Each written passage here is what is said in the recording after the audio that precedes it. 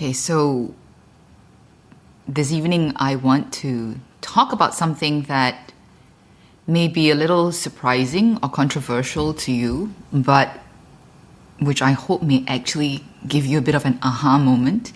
And that is, I want to talk about why understanding our faith intellectually, so let's say learning theology, for example, is not going to help us live the faith in our lives. Okay? Understanding our faith doesn't actually translate to knowing how to actually live it.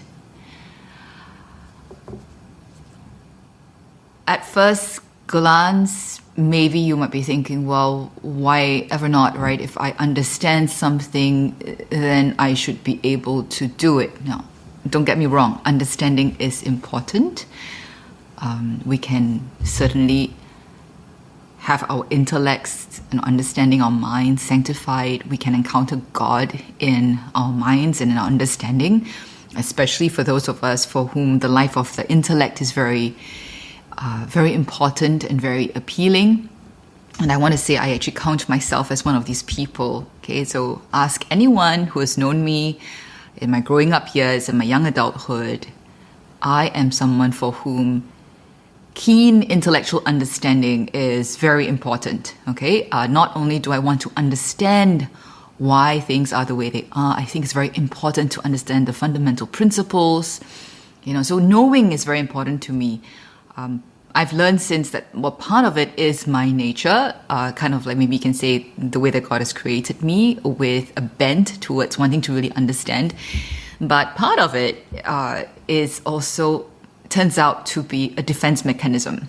Okay, so I'm getting a bit ahead of myself, but the reason, okay, why understanding our faith doesn't naturally or necessarily translate to us being able to live it is because, especially when we're talking about cognitive understanding, like using our minds to understand concepts, admire the beauty of truth, for example, we don't live our lives with our mind, okay? We live in the world as embodied relational beings, right? We say God is love. Okay, so what does that mean to you? God is love. We can wax lyrical and theological about what that means. There can be amazingly beautiful theological writings about explicating what it means that God is love. But does that translate to you knowing God as love? Does it translate to you being able to receive the love that God pours into you? Does it translate to you being able to respond by returning that love to God? And does it translate to you being able to love your neighbor as yourself? Now, those are all very different things, right? To live our faith requires us to not just know God in our minds, but to be able to be in relationship with Him, to be intimate with Him, to let Him reveal Himself more and more, the true face that He has to us. It reveals, which often is very surprising to us, because none of us begin with having, I guess, a really accurate image of God. Think about it. So many of us who take our faith seriously. Okay, so I'm Catholic, right? So I want to learn about my faith. I want to understand the liturgy. Does it help me in terms of participation of, let's say, Mass? Does it help if I understand what's going on? Yes and no. Okay, I want to say yes and no. There was a time it did. So it really depends on the season of development that we're in, and the stage of our relationship with God that we are in, right? So what had worked really well for me at a certain point in the past, at some point it stopped working, right? Because then something else is needed for me to keep growing, all right? So appreciating and learning about, for example, the biblical scriptural meanings behind the symbols of the Mass, the theology behind all that, it's beautiful intellectually. It helps me to, in some sense, engage with the liturgy maybe a little bit more deeply, but up to a point. And then isn't always the case, right?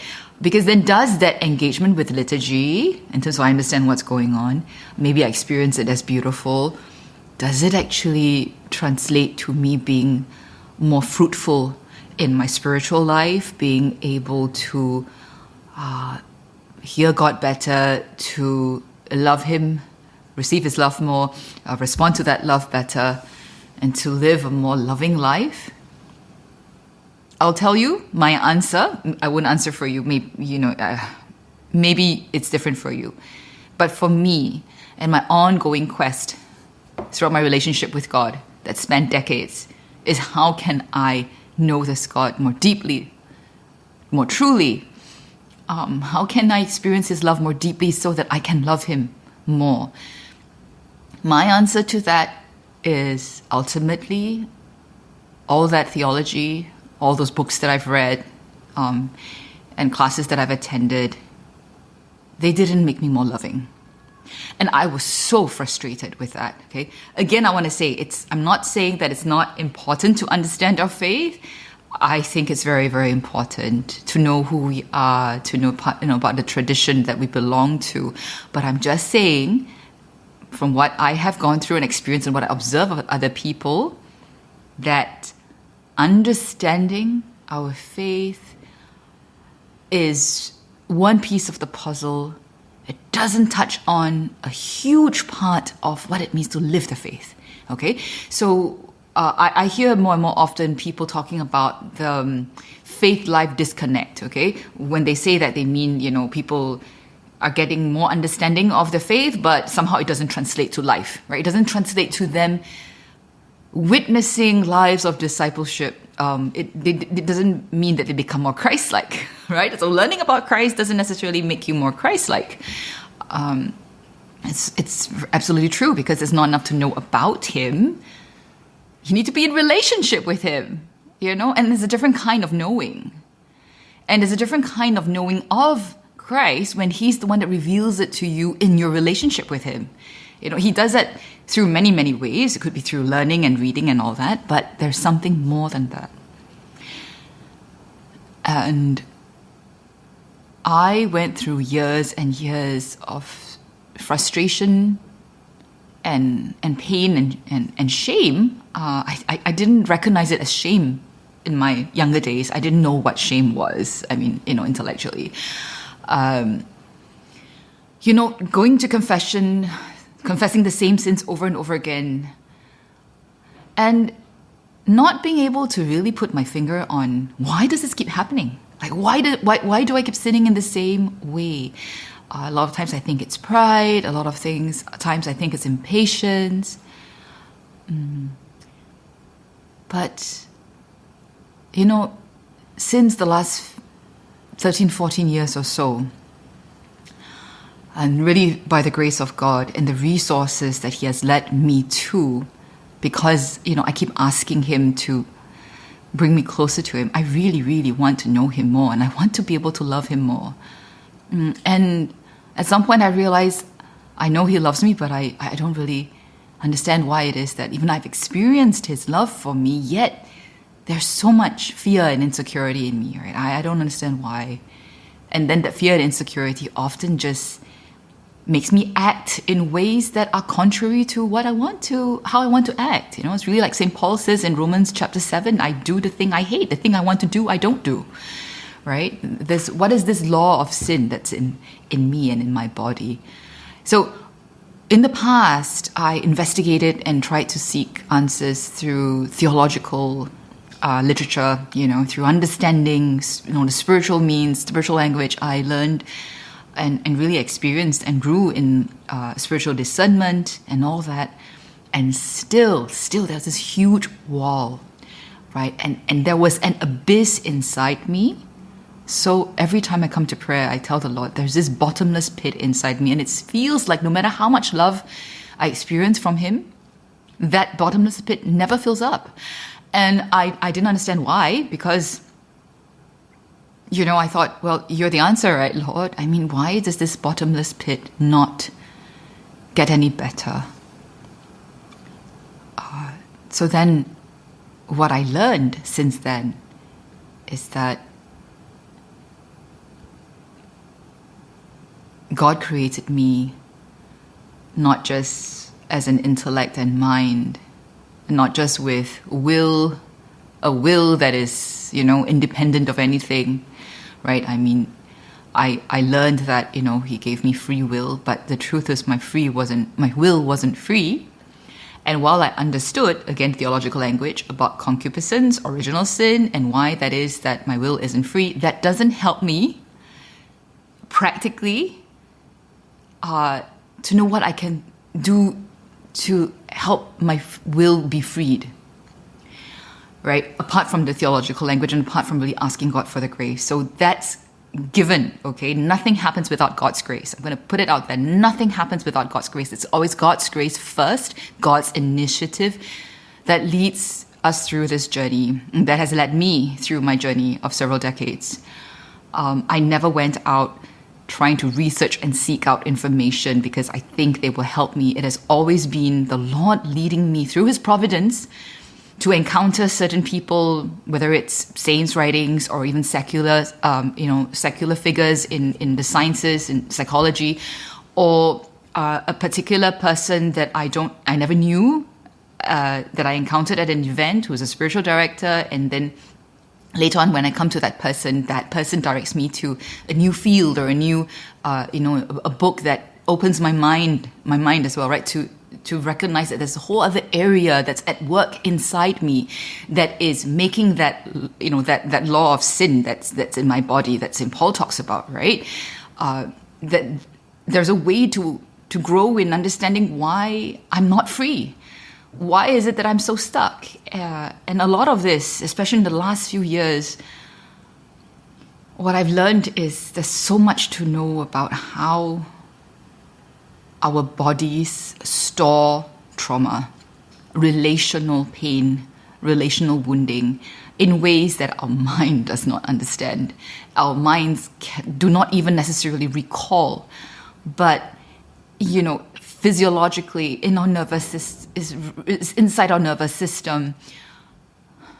It's formed our capacity to relate to other people because these things happen from our very youngest days, right? From the environment that we're in, from the kind of relationship we have with our caregivers, how reliable, dependable, emotionally available, and our primary caregivers were. And there's so many factors that impact what we needed for truly healthy emotional development, for example, and even truly healthy brain development was not there in our childhood, right? And all these are interconnected, the brain development, our nervous system, it impacts our capacity to relate to people. And that's so primary, right? Because what is our faith? What does Jesus say are the greatest commandments? Love the Lord, our God, with all our heart, all our mind, all our strength, and love our neighbor as ourselves. It's love. It's relational. The whole basis of our faith boils down to relationship. So really, we are... well, I'm trying to find it, a more genteel way, a way of saying we are really handicapped, right? From the get-go, when the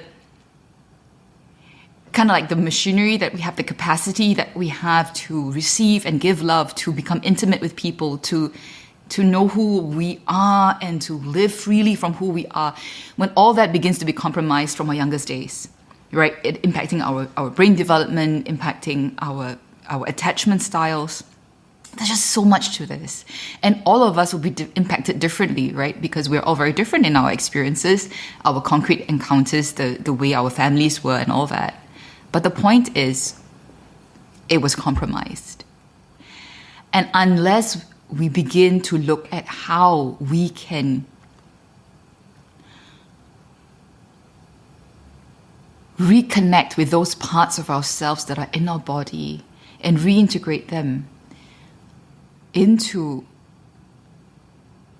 our life, into the way we relate even with God, we really will not be able to know how to live our faith. I'm going to share something from my own experience. I guess it's a new realization that just came up in my most recent therapy session. It's a theme that has run through my life. But I today, at this particular therapy session, I made the connection. As to why I've always kind of been a certain way. Okay, so people who know me in my youth, well, not just my youth, but just who know me in general, but especially those who know me before 10 years ago. I think one of the very defining traits about me is that I'm really principled and I'm highly moral. Okay, by that I don't mean that I am above or beyond reproach, okay? I certainly tried to be, but for me, it was really important, really, really important to be above and beyond any moral reproach, and I expected that of others too. That was so important to what I understood to be even in the life of discipleship. It's like that was the main thing. It wasn't even about love. I mean, I knew cognitively, okay, that it should be about love, but the way that I lived my faith was primarily about righteousness and primarily about not sinning, and repenting when you're sinning, of course, but this not about remaining in a state of grace. Okay, so I'm saying all these terms, and you'll be thinking, well, what's wrong with it? No, there's nothing wrong with it. But see, the main thing is not about remaining in a state of grace. The main thing is being in the love of God. Are you in this relationship with God? Are you being loved by Him? Being preoccupied about being in a state of grace, scrupulosity, all that. Those are actually counter to being able to really live the life of being in love with God, which is actually a life of freedom, of joy, of lightness, where you're able to bear crosses, even joyfully, right? Because the love of God is pouring into you, unblocked, right? And you're able to respond with all that love that God has poured into our hearts.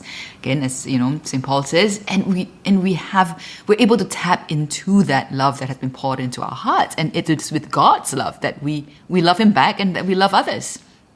But what happens when there's a block to that, when somehow I'm not able to receive that love, or and I'm not able to tap into that love that's in me?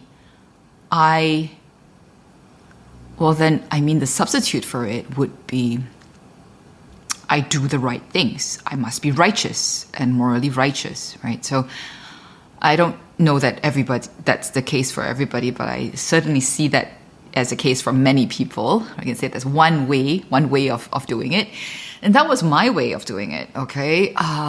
And it's not like I wanted to be this, stick in the mud person. It saddened me a lot in the past when, I felt like people they avoided me or avoided really confiding in me because they feel that they'll be judged by me, right? So a part of me, I would feel sad because I'd think I wanted to think that I wouldn't, but actually the truth is that I would. I mean, it's yes, I'm a harsh. Especially back then, right? I judged everyone, especially myself, very harshly if I did not live up to the moral expectations, that I had. So during this therapy session, the most recent therapy session that I had, I was processing something, and there was a part of me. So you will hear me say often now, a part of me. This is something relatively new that I learned. That we are not just one monolithic person, that there are different parts of us that you would say that's even at different ages of our life. Okay, it's like our body is like our body is like an archive of all the things that has happened to us in our lives that we have experienced, and these things are stored right in our bodies, and they're living, they're not dead, they're not past. The past in a sense is present. And it affects it affects us right now, even if our minds don't have access to the events or remember, in terms of recall, what had happened. What had happened in our past affects our present, affects the way we relate to others, right? Affects the way we respond to situations. And so that was a part of me that came up during my therapy session. And it's this very familiar this experience of saying, I have to, there's this drivenness. I have to be good. I have to be careful. I have to make sure I toe the line. And, I don't want to fail. I don't want to make a mistake. It's like there's this standard that I have to meet, and I have to, right? So my therapist asked me, so what would happen if you didn't? What is the consequence that, this part seems to be so afraid of?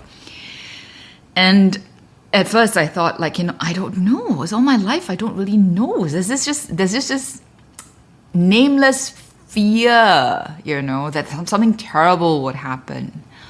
I guess, and I kind of say, I don't know, hell, I don't know, separation, right? And in a sense, it's true.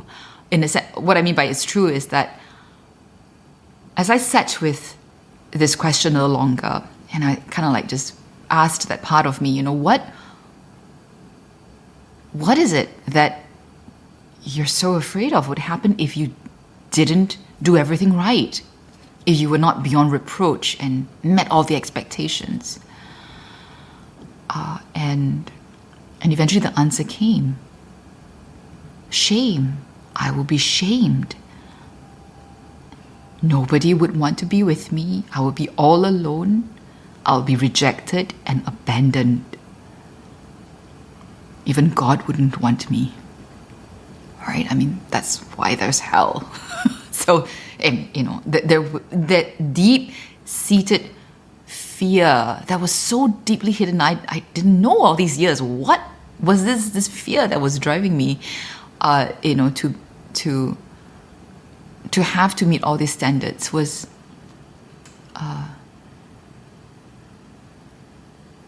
ultimately this sense of that I'll be all alone. Now, I've always known, I've always been in touch since maybe my teenage years with a fear of abandonment, that I know that I'm afraid. I have the sense of fear of that I'll be abandoned.